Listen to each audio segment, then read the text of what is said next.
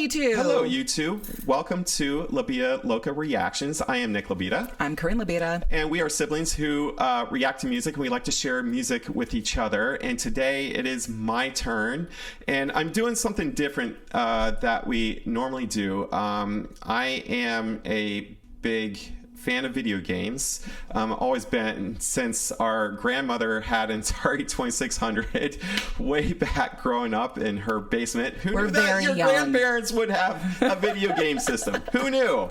They were that cool, apparently. So, yeah. And we're so young that did not age us at all.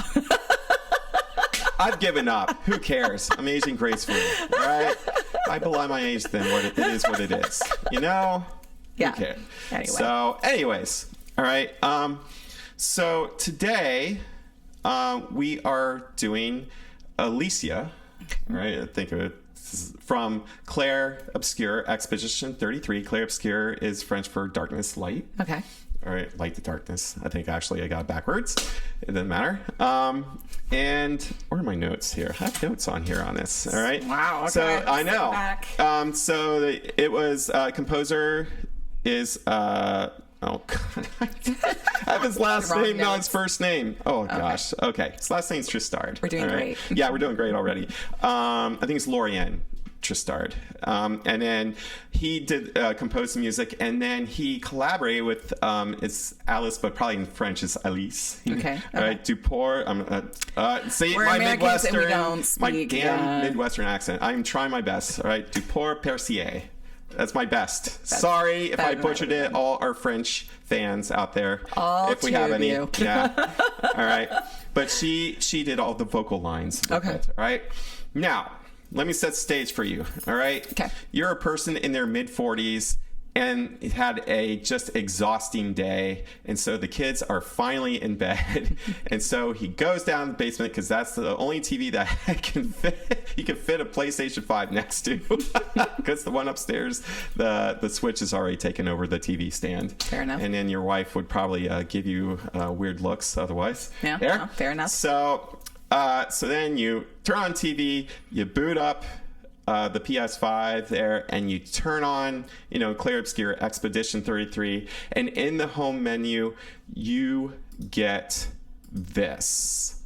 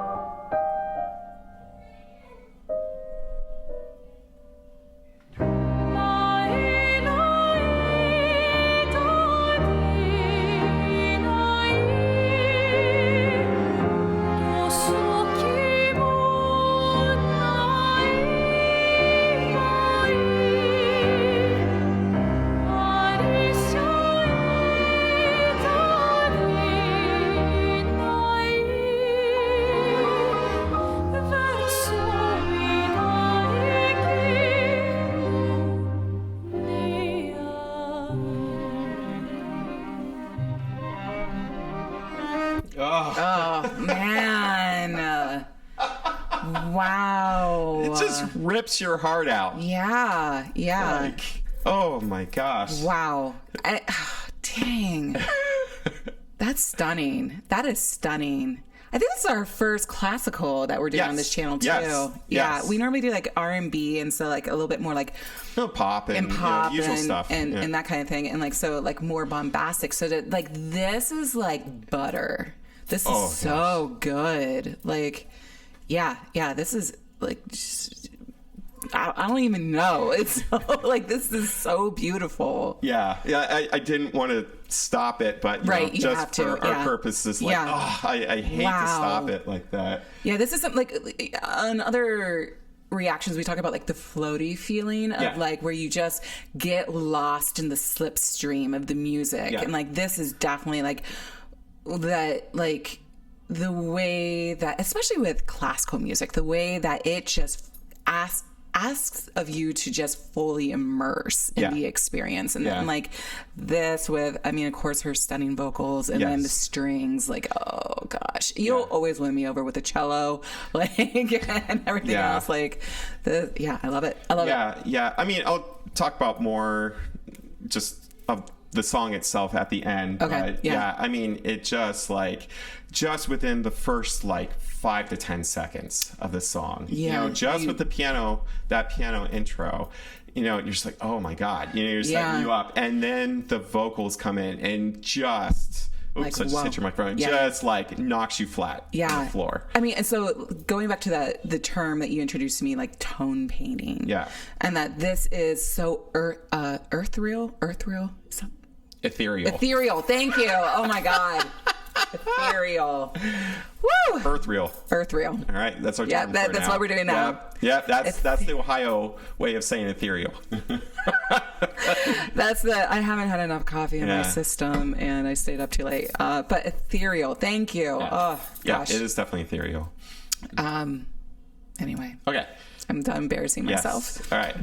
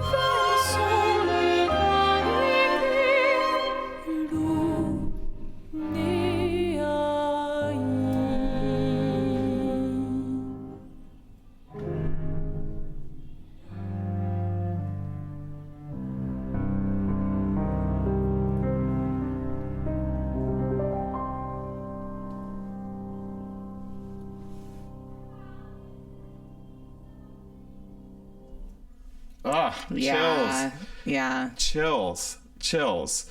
Now, before we switch scenes there, couple things. Okay. First of all, get your reaction there. I mean, I don't think I have any more to say other than like, wow. Yeah. Wow. So I want to just back it up. I'm going to kind of do this out of order, so just bear with me on this, just because of having our scene up here. Right. Where is it? Right here. Right there. Okay. So now I can switch scenes. So in music, we have these things, the term cadence, and cadence means different things for, different things. So in music, cadences are the natural resting places in music. Okay. So this piece overall is in C minor, and so C minor would be the C would be like the natural resting place. Okay. So right before that, we have, sorry if I'm gonna get a little technical, so bear with me. Okay. So in C, we have G. Okay. G, like a G chord, naturally goes back to C. All right. Just take my word for it. All right. Let's put that one. I am. Okay. So that we call a full cadence when we come back to home, essentially. Okay. C is home. So in this case, we had a G chord that went elsewhere. It went up first. Okay. That's called a deceptive cadence for obvious reasons. All right. So it delayed. Yeah. So it kind of, in a way, because it was a major chord, there was like just a hint of hope. Okay. Right. Yeah. Before we just like plunge back to the depths, right? This is a very sorrowful song, yes, as you could tell. Yes. And it's in... I'm not going to spoil the game because I'm not even done with it at this point as we record this there. But there's, there's some definitely sad points in it, in there. So now the song itself is in two parts. Okay. The first part you talk about floating is because it's like a waltz. Technically I think I've seen it written 6/8, but in 6 it has that 3 feel, and 1, 2, 3. When it was like that, that has that natural feel where you're kind of floating, right? It has a kind of almost, I don't want to say whimsical because it's not whimsical here, but like maybe the ethereal feel you're talking about, right? Yeah. But then the second half of it is in 2, like a march. And to me, that's when reality hits, right? It's like ground reality. We are marching towards our impending doom in a way. Think of it that way. So that's where kind of I interpret the song there. Now the language itself, yes, both the composer and the vocalist are French, but believe it or not, the lyrics are in an invented language. They invented it. Oh. Yeah. I saw another reaction said it was Occitan, or it may be adjacent. Maybe they did it, which is kind of an old language in like southern France, Italy, in medieval language. But I watched an interview of Lorraine Tristardi saying, no, we invented it to make it universal, and also the lyrics themselves will be decoded over the course of the game, I guess. So yeah, it's cool. Very interesting, and that's in-depth stuff there. Oh yeah, wow. It is.